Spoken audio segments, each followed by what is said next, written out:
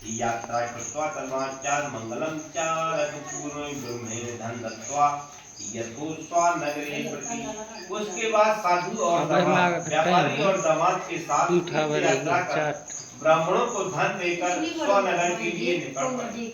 वे कुछ दूर जल आकर के साधु से फिर उसकी क्या लेना देना है, तो हमारे धन को लूटने के लिए सोच रहे हो क्या?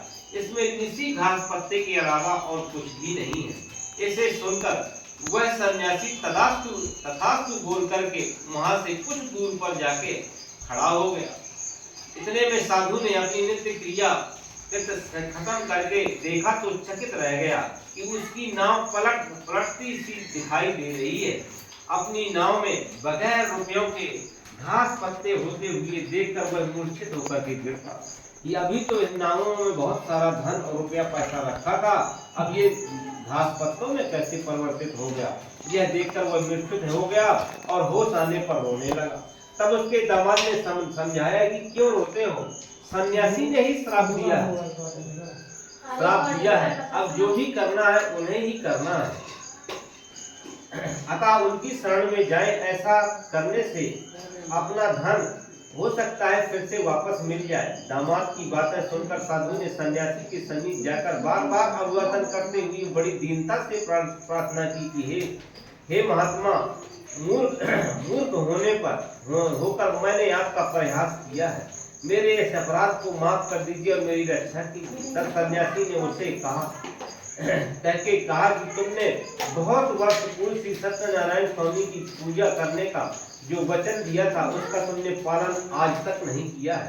इसी कारण से इस तरह की मुसीबतें तुम्हें बार बार घेर रही हैं। श्री सत्यनारायण स्वामी ने इस प्रकार कहने पर साधु से विनती की कि हे प्रभु, सारा जगत तेरी माया से मुक्त हो गया है। ब्रह्मादि देवता भी तुम्हें समझ नहीं सकते हैं। मैं तो मूर्ख होना मेरा स्वाभाविक है, इतनी ही नहीं मेरी सारी माया से मुक्त है, तो मेरी गिनती ही क्या है? हे दामोदर, मैं तेरी उपासना करूंगा, मेरे से प्रसन्न हो जाइए और मेरा सारा धन मुझे वापस लौटा दीजिए। इससे खुशी होकर के व्यापारी से मांगा गया सारा धन सत्यनारायण स्वामी वहां से दे करके और अंतर्ध्यान हो गए। तब अब स्वामी ने करुणा से अपना मनोरथ पूर्ण होते देख सत्यनारायण स्वामी के प्रति कृतज्ञ होकर अपने देश को लौटा।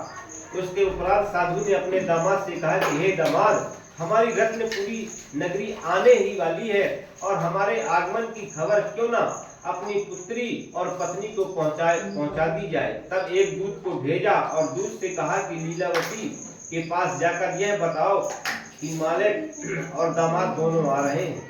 दूत जैसे ही माता के पास पहुंचा तो कहा कि माता, दामाद और मालिक दोनों की नाव किनारे ही लगने वाली है, वो कुछ देर में तट पर पहुंचने वाली है। दूत के वचन सुनकर लीलावती आनंद में विभोर हो गई और अपनी बेटी से सत्यनारायण स्वामी का व्रत जल्दी समाप्त करके आने को कहा और अपनी बेटी को जल्दबाजी आने को कहा और बेटी ने जल्दबाजी कर निकल पड़ी। वह दोनों ने पूजा तो पूर्णतः सत्यनारायण स्वामी की पर लेकिन जल्दी में वो प्रसाद लेना भूल गई। इस वजह से सत्यनारायण स्वामी ने धन के साथ दामाद की नाव को पानी में डुबो दिया। तट पर खड़े हुए लोगों ने को बड़ा आश्चर्यचकित हुआ कि अभी तो ये नाव किनारे पर खड़ी थी, किनारे में ही कैसे डूब गई? यह देख करके सारे नगरवासी आश्चर्यचकित हो गए और यह कहने लगे कि जो हुआ अनर्थ हुआ। यह देखकर लीलावती बेहल होकर हाय दामाद, देखते ही देखते आंखों के सामने उनकी नाव डूब गई। यह सत्यनारायण स्वामी के महत्व का ही हो सकता है, ऐसा मानकर अपनी बेटी के गले लगकर रोने लगी। इस प्रकार कलावती के पति की मृत्यु होने के विचार से उसने उनकी पादुकाओं को ग्रहण कर और वो सती होने के लिए तैयार हो गई। साधु ने उसे देखकर इतना दुखित हो गया कि यह सारी सत्यनारायण स्वामी की लीला के सिवा और कुछ नहीं हो सकता। अतः उसने निश्चय कर लिया कि वैभव के मुताबिक शीघ्र ही सत्यनारायण स्वामी का व्रत का आचरण करूंगा।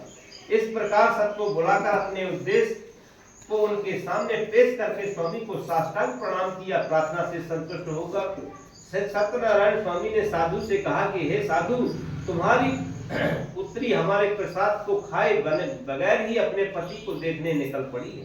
इस कारण से उसकी नाव डूब गई है।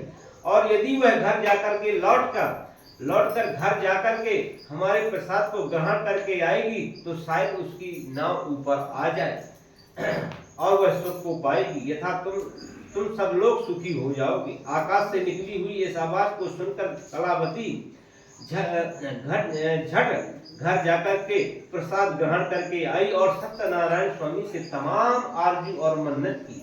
अपने पति को नाव के साथ ऊपर उभर देख वह दाम्पत्य बहुजन बहुत आनंदित हो गए। तब कलावती ने अपने पिता से कहा कि पिताजी, अब देरी क्यों करते हो, जल्दी घर चलो और अपनी सार्थकता के अनुसार श्री सत्यनारायण स्वामी का व्रत अभी संकल्प करेंगे।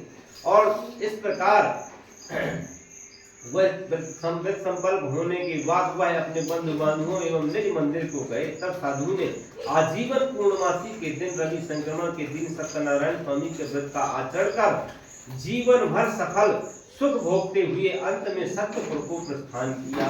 श्री सत्यनारायण अध्याय चतुर्थो अध्याय इति। सत्यनारायण भगवान की जय।